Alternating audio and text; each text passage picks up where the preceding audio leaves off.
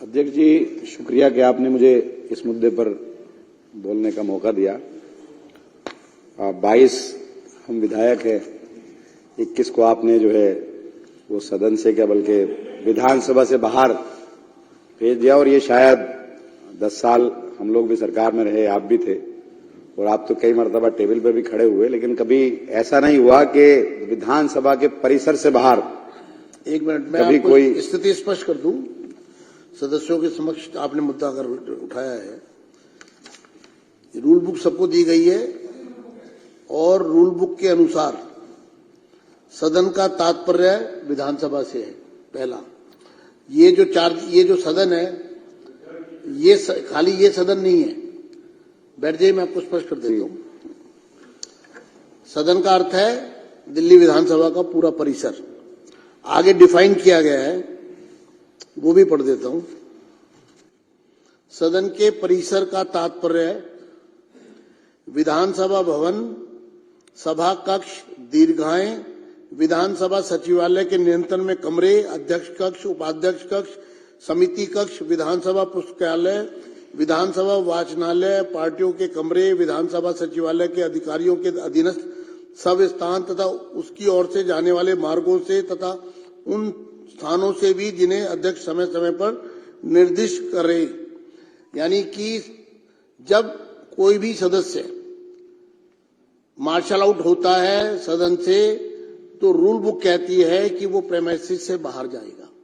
तो इसलिए ये सभी सदस्यों को मैं स्थिति स्पष्ट कर रहा हूं कि जब भी कभी इस तरह की स्थिति आएगी तो ये सिर्फ जो सदन चल रहा है ये सदन नहीं है, पूरा परिसर ही सदन है, सदन का हिस्सा है। तो इसलिए चेयर से ये स्पष्ट आदेश है कि अगर ऐसी स्थिति जब भी आएगी मार्शल आउट होने की, तो उसको परिसर से बाहर जाना होगा। धन्यवाद। आगे अब आप शुरू करिए। बाहर का ग्राउंड नहीं है। आप सारे रूम्स आपने बताया सारे, लेकिन ऐसा कभी नहीं हुआ। हम लोग भी सरकार में रहे, कभी ऐसा नहीं हुआ कि आज सारे हमारे विधायक गेट के बाहर है, वहां पर भी बैरिकेड लगा दिए गए और वो धूप में बैठे। आप अंदर आने की तो इजाजत दे सकते थे, अब से पहले भी ऐसा हुआ है। इतना नहीं होना चाहिए।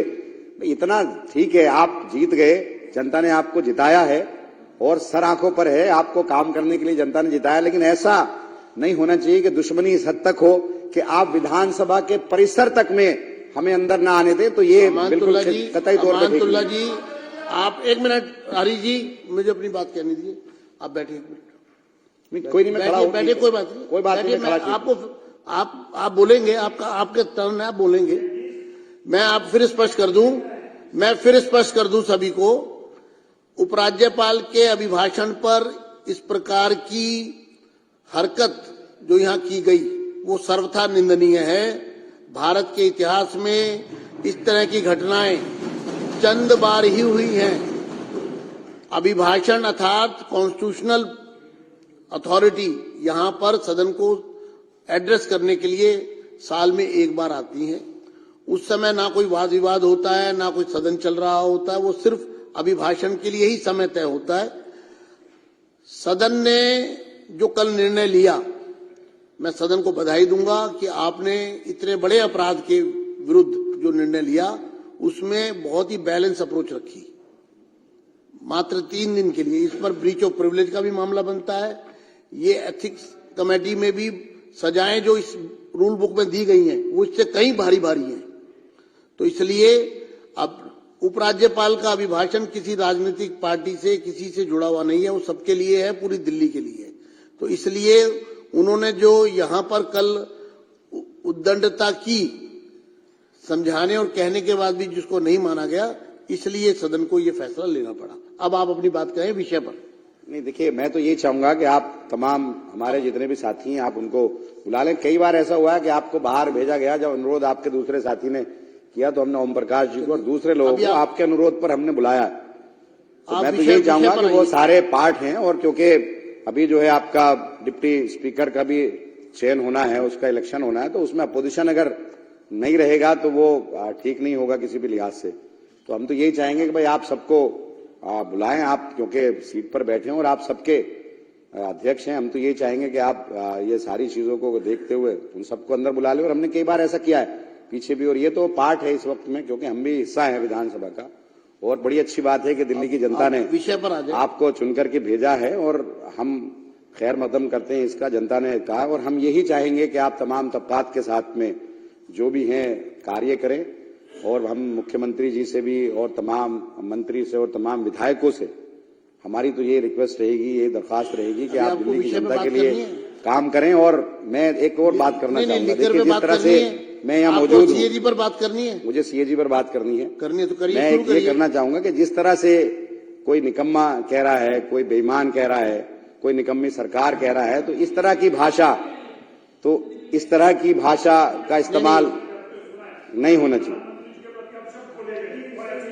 इस तरह की भाषा का इस्तेमाल नहीं होना चाहिए। बोले और आपके मुख्यमंत्री ने बोले और ऐसे शब्द किसी के कान सुन नहीं सकते थे। आप लोगों ने कोई लज्जा नहीं छोड़ी, निर्जल होकर तुम लोगों ने बदतमीजी सदस्य बैठ जाएं बर्दाश्त की, और आज आप सदस्य बैठ जाएं। ओपी शर्मा जी, कर्नल जी, सिरसा जी, आप विषय पर आ रहे हैं या मैं अगला? मैं सीएजी रिपोर्ट पर बात कर रहा हूँ। सीएजी पर आइए। ये इस तरह से बात न करनी दी जाए, चलिए ये अच्छी बात नहीं है। नहीं, आपको मैं मर्यादा दे रहा हूँ। हम लोग 5 मिनट आपके हो गए हैं, आप समय का सदुपयोग करें, सीएजी पर बात करें। देखिए, सीएजी रिपोर्ट सदन में पेश हुई और उस पर मैं चर्चा सुन रहा हूं और मैं देख भी रहा हूं कि सीएजी रिपोर्ट में जो कहा गया है, पिछले 2 साल से ये शराब घोटाले पर आए दिन ये तमाम चीजें आ रही हैं, और हमारे दिल्ली सरकार के करैक्टर को जिस तरह से बदनाम किया गया, जिस तरह से करैक्टर असैसिनेशन किया गया, वो सबके सामने है। और आप इसी को करके आज सरकार में आए हैं। तो अब हम तो ये चाहते हैं कि जब आप सरकार में आ गए हैं तो आप जनता का काम करें, जनता के मुद्दों को भटकाए ना। आपने 2500 रुपए का वादा किया, 2500 रुपए की आप वादे को पूरा करें। आप एक तरफ, अब आप सीएजी रिपोर्ट में कहा गया है, बुला रहा हूं, सीएजी रिपोर्ट में कहा गया है, सीएजी की बात करिए, कि भाई नॉन कन्फर्मिंग एरियाज के अंदर ठेके नहीं खुले, उससे 941 करोड़ रुपए का घाटा हुआ।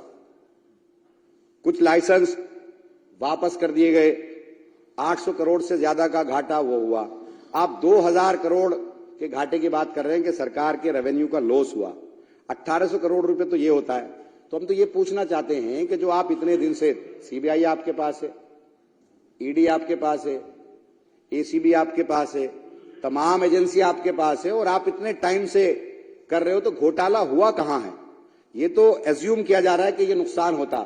और जो इसमें 8 अध्याय हैं, 8 अध्याय के अंदर 7 में पुरानी जो पॉलिसी है उसके बारे में कहा गया है कि उसके अंदर जो कमियां थी वो कमियां बताई गई हैं, और एक अध्याय के अंदर बताया गया कि ये इसके अंदर ट्रांसपेरेंसी थी। अगर ठीक से इंप्लीमेंट किया जाता तो ये लॉस नहीं होता बल्कि फायदा होता। पंजाब के अंदर यही पॉलिसी इंप्लीमेंट हुई, 1 साल में फायदा हुआ, दूसरी मर्तबा दूसरा फायदा हुआ, और जो पहली पॉलिसी उसमें फायदा नहीं हुआ। बोल रहे, फिर आप बोल रहे। तो हम तो ये कहना चाहते हैं कि भाई आप तमाम और एक अरे वो कोई बात नहीं, एक मिनट पॉइंट ऑफ ऑर्डर। आप इस तरह से बात करके आप ना तो मुझे डरा सकते ना दबा सकते। अमानतुल्लाह कोई तरीका, माइक बंद करिए, 2 मिनट रुके।